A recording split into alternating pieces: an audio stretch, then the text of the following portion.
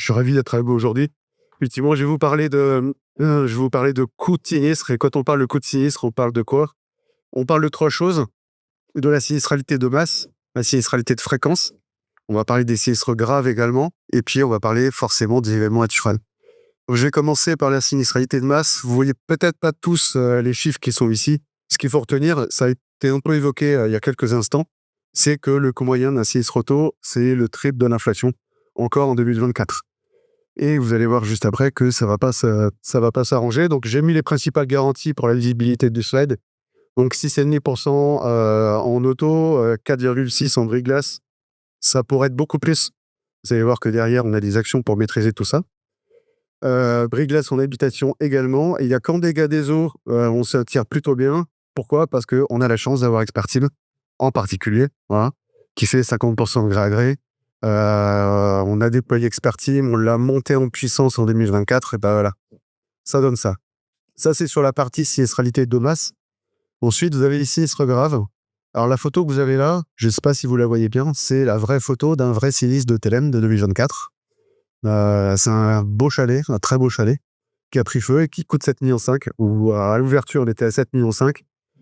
Alors, on était mieux servi en 2024 qu'en 2023, puisque fin 2023, on s'était pris énormément de gros pépins corpons, ce qui n'a pas été trop le cas en 2024. Mais j'en parle quand même parce que il y a 2 phénomènes sur les sinistres graves. Le premier, c'est l'inflation, hein. L'inflation qu'on voit sur la sinistralité de masse, on la voit aussi sur la sinistralité de pointe.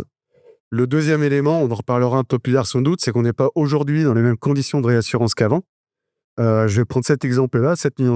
Aujourd'hui, il nous coûte 2 millions parce qu'on a une priorité à 2 millions. Il y a 2-3 ans, il nous coûtait 1 million parce que la priorité était à 1 million. Voilà. Donc aujourd'hui, il coûte 2 fois plus cher qu'il y a 2 ans. Ça, c'est pour la sinistralité de masse et de pointe. Et puis, Pascal a évoqué les événements naturels. Donc là, vous avez un peu schématisé le film 2024. Voilà, ça, c'est ce qui s'est passé en 2024. On n'a pas eu un mois sans événement de grande ampleur. Ce que nous, on appelle un événement de grande ampleur, c'est un événement de plus de 500 000 euros. Voilà. Donc, on a eu toute l'année. On a fini en beauté avec Caetano. Et ce qu'il faut retenir, c'est qu'en 2024, on a plus de 5000 sinistres pour 30 millions d'euros. 30 millions d'euros de charges non réassurées. Contrairement à d'autres années où on avait des gros pépins qui faisaient jouer la réassurance, en 2024, hors les quelques sinistres catnat, inondations qu'on a pu avoir, on n'a pas de sinistre réassuré, donc c'est du net pour Thélème Assurance. Et c'est pas fini, en fait. Je pense que ce qu'évoquait Pascal, on n'est pas sur quelque chose de conjoncturel, mais on est vraiment quelque chose de structurel. Ce qui est intéressant de regarder, donc là, vous avez l'évolution du coût moyen de la réparation automobile et l'inflation juste en dessous. On a une rupture d'inflation entre 2023 et 2024, n'est pas du tout de coût moyen. C'est-à-dire qu'en fait, on ne peut pas dire que puisque l'inflation baisse, l'augmentation du coût moyen va se ralentir. C'est pas du tout le cas. En tout cas, c'est pas ce qu'on voit du tout. Il faut savoir qu'on est sur plus de 26% du coût des réparations automobiles en 4 ans, ce qui est juste énorme. Par ailleurs, les ventes de véhicules neufs chutent sur le premier trimestre 2025. J'ai regardé il n'y a pas très longtemps les chiffres avril, on est à moins 12% par rapport au mois de mars 2025. L'effet de tout ça, c'est que ça fait s'envoler la valeur des véhicules d'occasion. Hein, si vous avez acheté un véhicule d'occasion récemment, vous avez dû vous en apercevoir. On est à plus 40% depuis 2020. Donc ça veut dire quoi? Ça veut dire que nos véhicules, notre taux de perte totale chute, on répare de plus en plus, donc le coût moyen augmente, d'une part. Et ça a un impact direct sur le coût des réparations, parce que quels sont les leviers qu'on a pour maîtriser le coût de réparation? On en a un, en l'occurrence c'est la PIEC, la pièce issue de l'économie circulaire, les pièces de réemploi.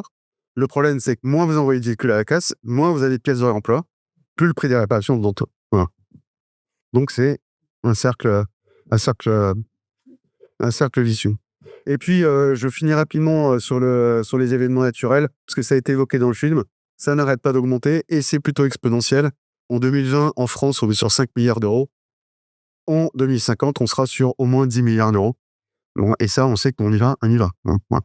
Le sujet, c'est pas un sujet, c'est juste combien, mais pas quand. Donc voilà pour les éléments de contexte. Après, on peut se dire, ok, ça s'impose à nous, hein, en fait, hein, on n'y peut pas grand-chose.